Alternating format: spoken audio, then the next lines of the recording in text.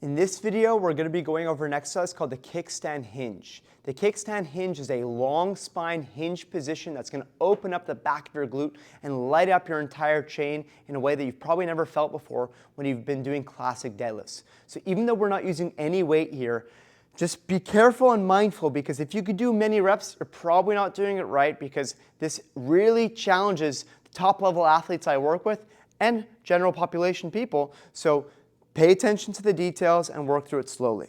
Sole steps or wedge, either one that feels good for you. Remember that you're always working the big toe like this on the upslope. I'll show it with the sole step. Again, you don't have to do it with anything, but a sock underneath your big toe knuckle always helps.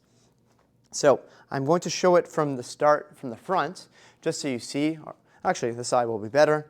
I'm going to put my hand on my bum of the front leg that's forward, and this hand goes 4 fingers kind of where that pokey bone is in the front of the hip. First thing I'm going to do is adopt a pretty narrow kickstand position, not back here. Chest must be on top of the foot. I bend the knee.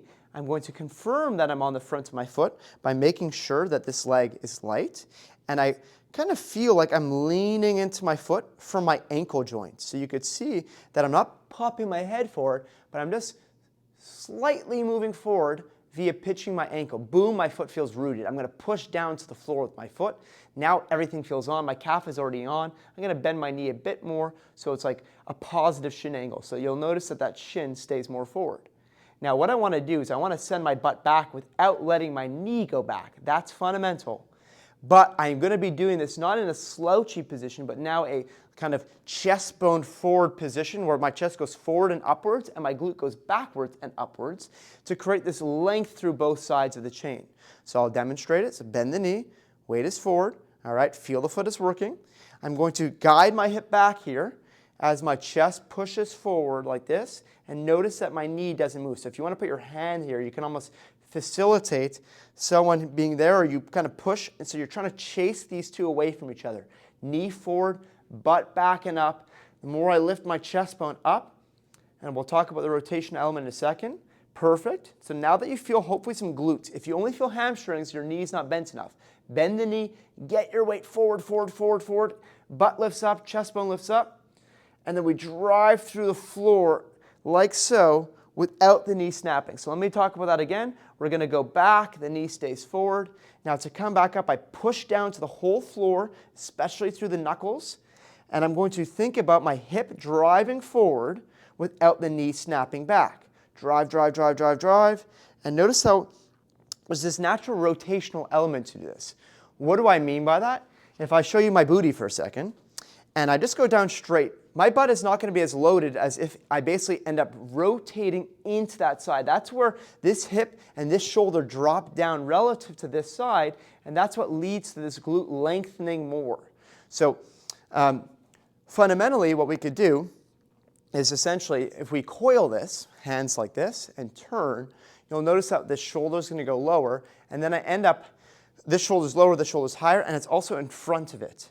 So what we're aiming to do is just be with that left shoulder slightly in front if I'm doing my right side. And you'll notice that as I go into it, the whole backside turns down. Okay? And I'm here. I'm feeling the front of my foot heavy. Now I'm going to drive through the floor. And kind of what ends up happening is I turn out of it, but I don't want to end up losing that outside edge. So I'm just pushing through the floor. My hip drives forward, and this shoulder will slightly start coming forward, because that would take me to my next step. Just make sure your knee doesn't snap. That's going to be the key component of this, is push to the floor, drive, drive, drive, drive, and you end up turning. Now one last, I know there's details to this, that's why I said this precision is key, and slow it down, is that we need to think about our knee for a second. Many people have IT band issues and knee issues on the outside because basically their knee takes on the job of the pelvis. So kind of with the other drills that we've done about learning to be here without the knee flopping out, it's the same premise that with this sole step as an example, when I'm rotating to the right, what I don't want to see is that when I bend my knee and I start turning, that starts happening, both my knees shooting outwards. I actually want to think about my knees kind of pushing towards center line, and if I just do that, that almost starts to turn me here, like the basketball player kind of bringing the knees inwards, internal rotation. So I bend my knee, hands here, notice the shoulder come forward, I bend my knee, front of foot heavy, narrow stance, kind of knees towards center line. Don't let that knee flop out as I push my weight back into my glute. Chest bone's proud and long.